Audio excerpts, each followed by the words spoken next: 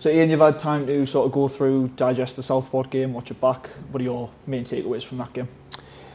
Yeah, like a little bit what we spoke about after the game on Saturday. Obviously, there's loads of things that we can improve on, but I felt like, as I said on Saturday, we started the game so well, and it really looks like us in terms of what we're trying to do. And then we get a little bit momentum in the game, and we were just like really trying to force certain areas in our structure.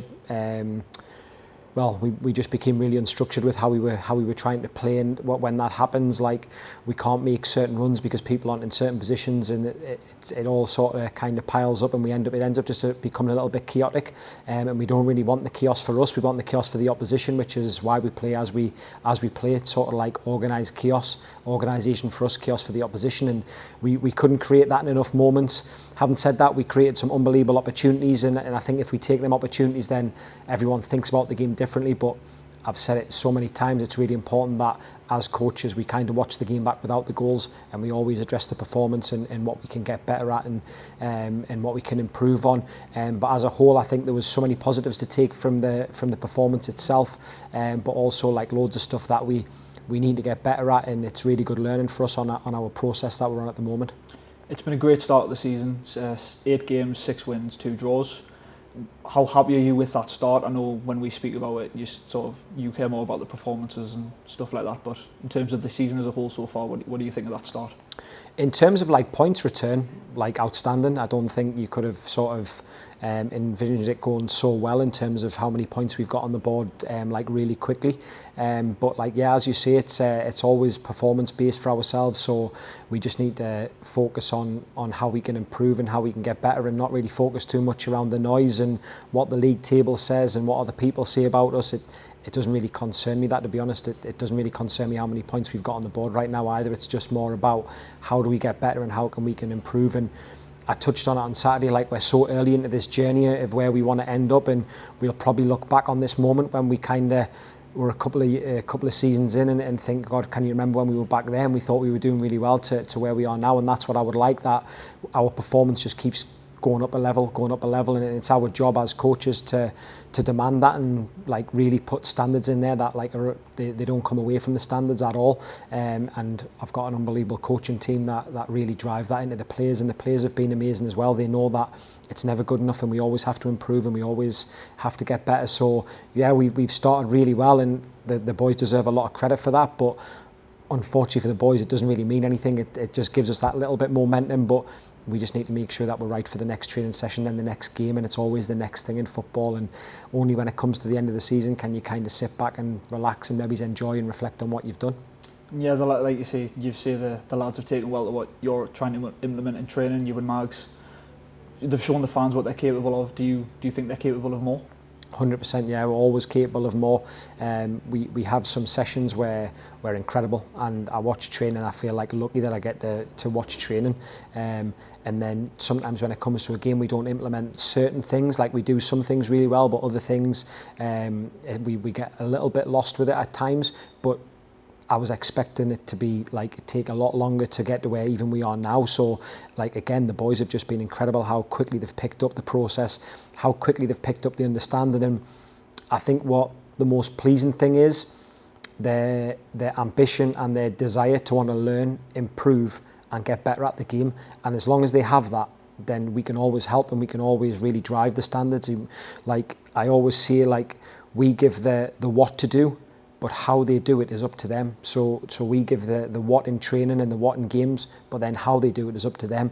And how they've approached everything has been unbelievable from their stance. And I give them a lot of credit for that. But then I always draw it back to, like, it doesn't matter, because the next thing has to be incredible, and then you have to be really good again, and then really good again. And that's just football. The next thing is always the most important. Our opening fixture in the FA Cup against Guiseley coming up this Saturday. It's a competition that you've previously done successfully in the past. How excited are you for this opening game?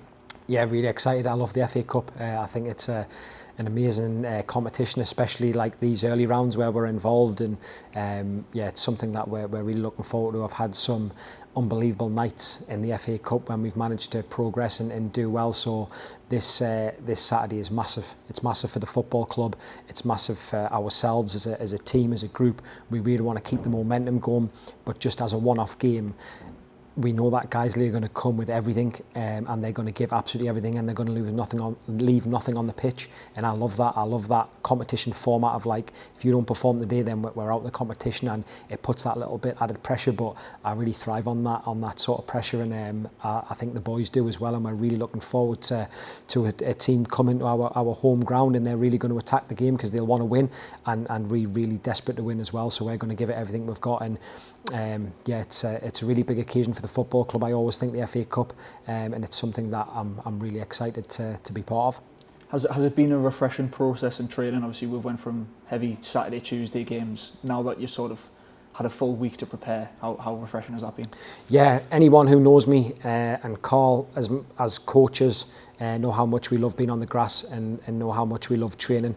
And I do feel that we were having a spell where we would just game after game, and every training session was a match day -1, so I just match prep. So you don't get as much detail in them because it becomes a little bit about the opposition in terms of how they're going to set up against us and what we want to try and do against the opposition. So to have this week and have the training sessions back in, and it's right back to focus on us now, and we want to add things in, we want to get better at certain things, we want to look at different things, and training's just perfect for that. And like, I love being on the grass, and I'll never ever come away from that. That's where we learn, that's where we develop, and that's where our energy needs to come from. And I want to get to a point where training's that hard, it becomes our hardest time of the week. So when we get to the games, it's not as hard as training, because the boys are so aggressive and they give so much and they run so much that actually becomes a little bit tougher than what the games do, and that's what we have to strive to get to.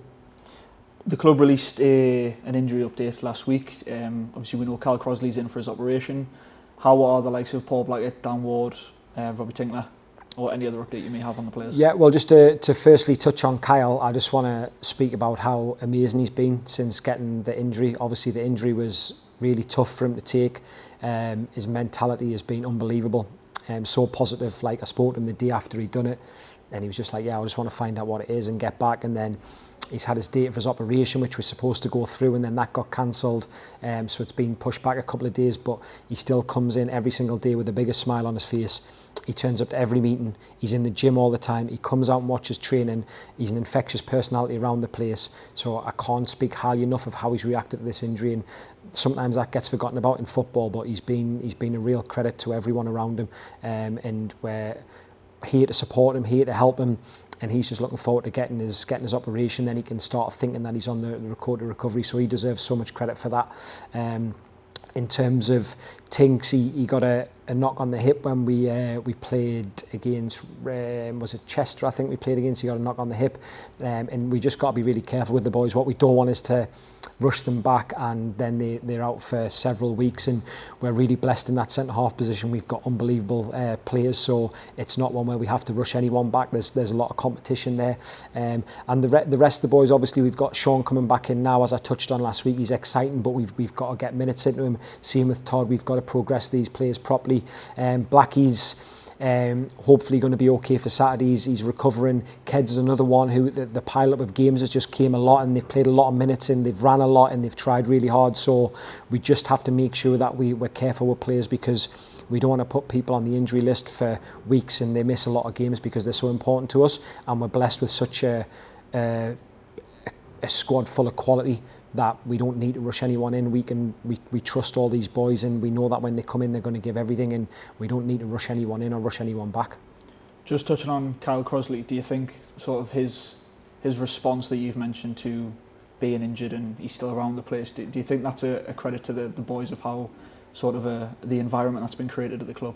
Yeah, 100%. I've said it before, the environment at the football club is really good. We've got an unbelievable group of boys off the pitch. They're all good human beings, which is really important. If they weren't, they wouldn't be here, because we just want to work with really good people who are really humble and really hard working.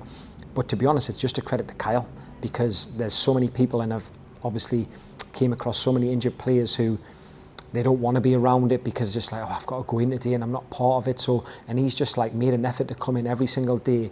And it's not just he's not coming in his body language. He's got the best body language in the club. He's got the biggest smile in the club. And it's almost like, wow, like this guy's injured. He's not able to play. but he's walking around like he's playing, he's scoring a hat-trick every game because his body language is incredible. And as I say, he's such a good person, and we're just really hoping that everything goes well on the operation and that he can just get back in his recovery, because as soon as he gets his boots back on, he starts running on the grass and he gets back in the gym, you start feeling like, right, I'm going to come back and I can get back. And it's important that he learns as well. You're not just injured and you're not around it. You've got to be in, you've got to be in the team meetings, you've got to learn. And he's got loads of improvement to do as a footballer. He's really young. He's got a lot of growth. So it's really important that he uses this time to try and learn the game, understand the game and become better.